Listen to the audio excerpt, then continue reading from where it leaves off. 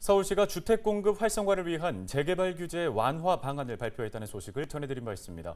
규제 완화로 인한 공급 확대, 주거 환경 개선, 집값 안정이라는 기대감과 함께 난개발 등에 대한 우려도 이어지고 있습니다. 네, 서울시의 재개발 규제 완화 방안, 논점은 무엇이고 또 어떤 방향으로 진행돼야 할지 전문가와 함께 자세한 이야기 나눠보겠습니다. 이재문 창조도시 경제연구소장 전화 연결해 봅니다. 소장님 안녕하십니까? 네, 안녕하세요. 반갑습니다. 네, 서울시가 재개발 활성화를 위한 6대 규제 완화 방안을 내놓았습니다. 먼저 이 부분 어떻게 평가하고 계신가요? 네, 그동안 이제 서울시에서 이제 추진됐던 어떤 사업들 중에서 이제 민간 재개발 영역이 조금 이제 좀 규제 강화로 인해서 조금 사업 속도가 나지 않은 부분이 있었는데요. 요번에 규제 완화로 인해서 이제 민간 재개발과 공공 재개발의 어떤 밸런스를 맞출 수 있는 부분에 대해서는 일단 긍정적인 평가를 하고 있습니다. 네, 이번 방안 가운데 그동안 재개발 사업 추진을 까다롭게 했던 이 주거정비 지수제가 폐지가 되잖아요. 정비 지수제는 주민 동의율과 노후도 등을 점수화한 제도인데 이게 폐지된다면 우려되는 점은 없는지 궁금하고요. 또 폐지 후에 재개발 구역 신청이 본물처럼 쏟아질 것 같은데 어떻게 예측을 하십니까? 조금 염려되는 부분이 있긴 있습니다. 일단 우리가 시간이 지나게 되면 정책 제도가 도입된 거에 대한 도입 취지를 잊어버리기 마련이죠. 그 주거정비 지수제가 도입됐던 거는 이제 뉴타운 신드롬에 의해서 이제 서울시에서 정비구역이 과다하게 지정됐었고요.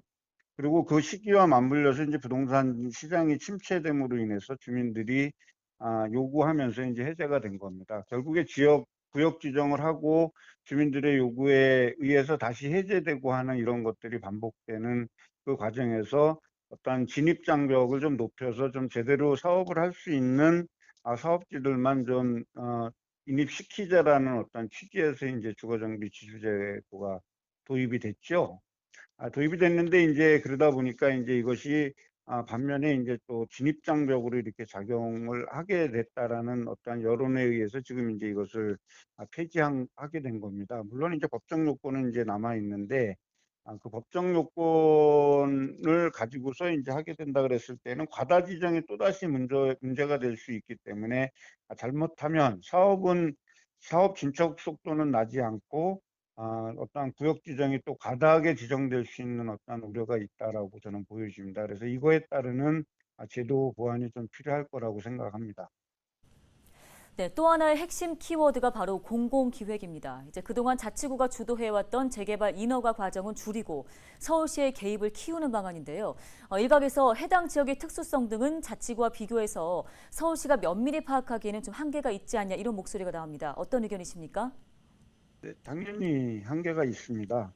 물론 이번에 이제 얘기하는 공공기획의 어떤 본질적인 내용은 정비계획을 수립하기 전에 계획의 공공성을 담보하기 위한 가이드라인을 제시했다라고 볼 수 있겠습니다.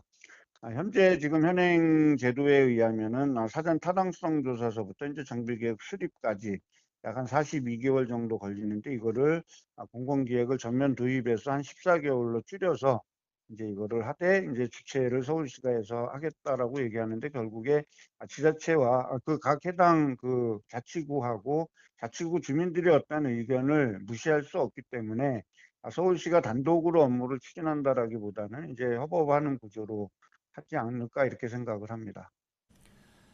네, 서울시의 이번 대책 결국은 서울의 주택 공급을 확대하기 위해서 나온 건데요. 2025년까지 13만 가구 공급 가능성 어떻게 보고 계시는지 궁금하고요. 또 이번 대책이 실효성이 있게 추진되려면 어떻게 진행돼야 한다고 보시는지 한 말씀 부탁드리겠습니다. 일단 뭐 단기적인 주택 공급은 안 될 거라고 봅니다.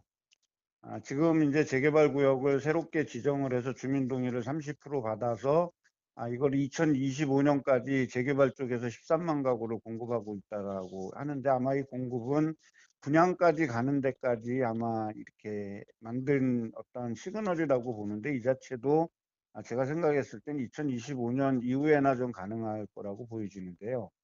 지금 이제 국토부에서 추진하고 있는 5.16 공급 대책과 이사 공급 대책에서 약 34만 호 아파트 공급 계획 중에 이제 그동안 한 7만 9천, 한 8만 호에 달하는 부분들이 지금 이제 공급 계획이 발표가 됐고요. 그다음에 이제 서울시에서 지금 공급하겠다라는 24만 호, 저기 13만 호까지 합치게 되면 상당수의 많은 주택이 이제 공급이 되잖아요.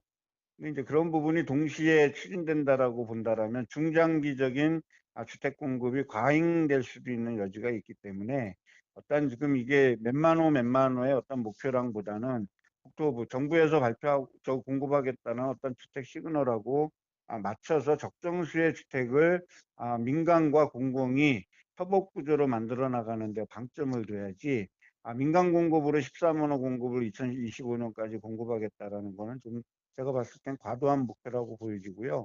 재개발 사업의 특수성을 감안한다 하더라도 단기적으로 공급하기에는 무리가 있다라는 생각을 하고 있습니다.